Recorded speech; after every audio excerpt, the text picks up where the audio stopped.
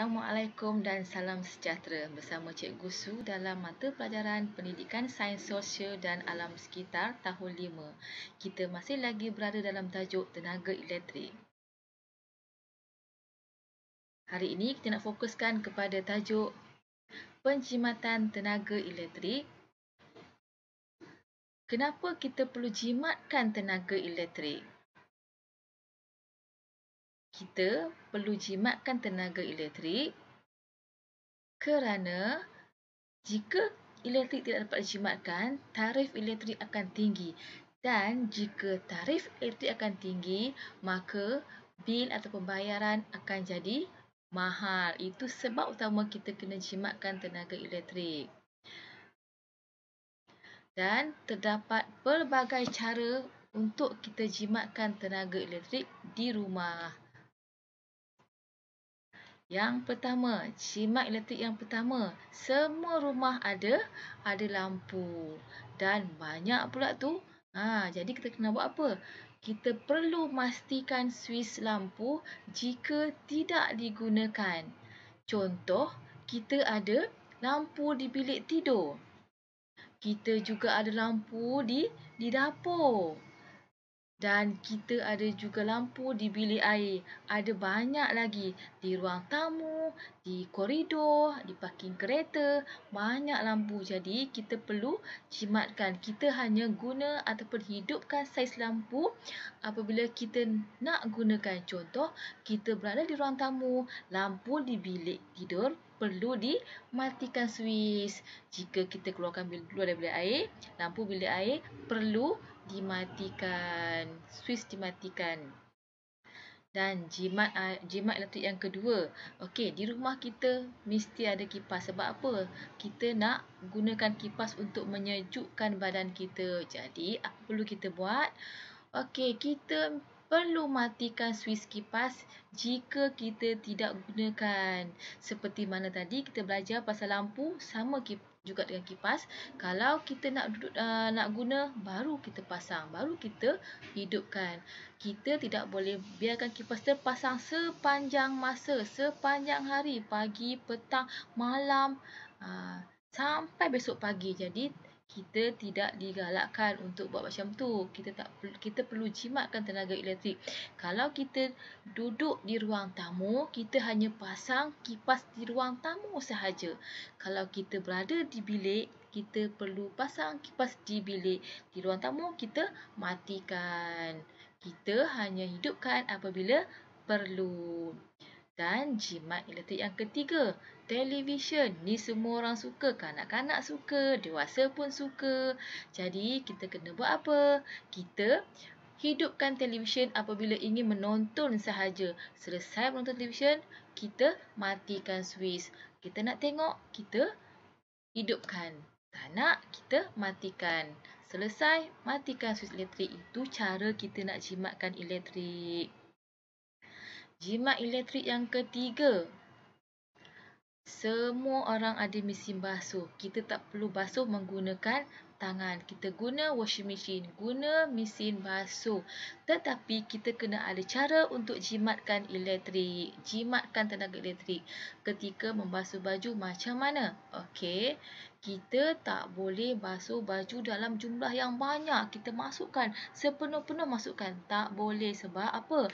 Mesin basuh kita ada had sukatan. Contohnya 9 kg, 7 kg, ada 11 kg, ada 15 kg. Jadi kita basuh mengikut sukatan yang telah ditetapkan. Kita juga tak boleh basuh baju dengan jumlah yang sikit. Contohnya 1 helai, 2 helai pun tak boleh dan tidak boleh terlalu banyak. Dan kita perlu pasang mengikut sukatan yang telah ditetapkan. Kita tengok, wah banyaknya baju katanya. Jadi yang keempat, basuh baju menggunakan mesin basuh, menggunakan had muatan yang telah ditetapkan sahaja. Tak boleh lebih dan jangan terlalu sedikit. Okey, seterusnya. Jimat elektrik yang kelima, kita ada apa? Seterika. Seterika ni kita guna ayam baju sekolah. ibu ayah guna baju kerja. Jadi banyak kita guna. Jadi cara dia kita kena jimatkan tenaga elektrik dengan cara apa? Kita gosok baju dalam kuantiti yang banyak sekali. Contohnya kita iron baju, setrika baju 1 minggu sekali. Banyak. Ataupun 4 hari sekali pun kita setrika dengan jumlah yang banyak. Kita tak boleh setrika macam 1 hari 1, esok nak pakai, setrika lagi 1.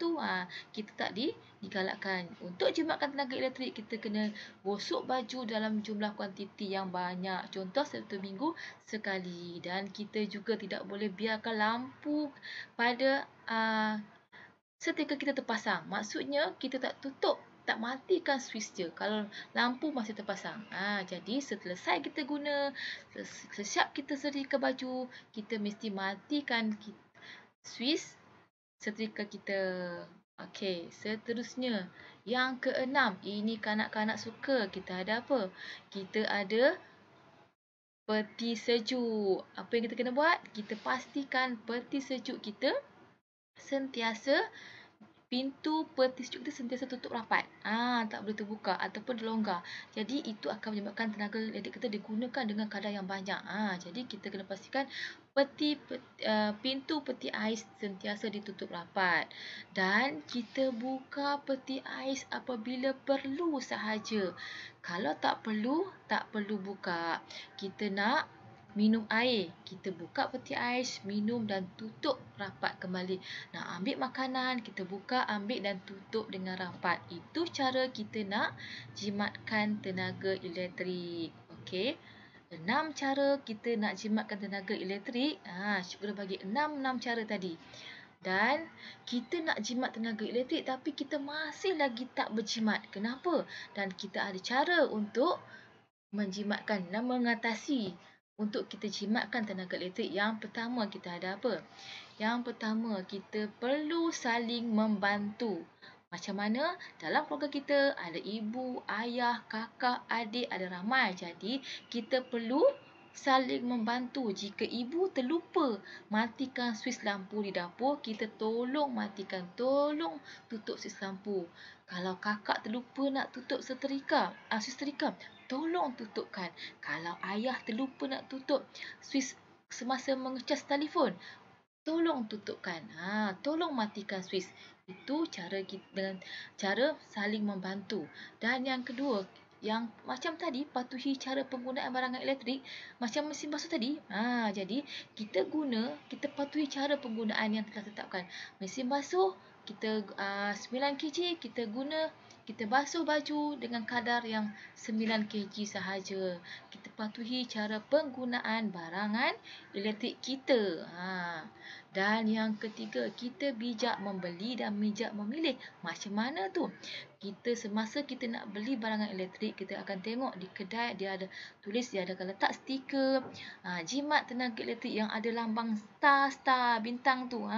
Boleh jimatkan tenaga elektrik. Kita beli barangan yang telah ditandakan dengan jimat elektrik. Itu salah satu cara kita bijak membeli dan memilih barangan elektrik yang dapat menjimatkan elektrik. Dan seterusnya kita bertanggungjawab. Macam mana?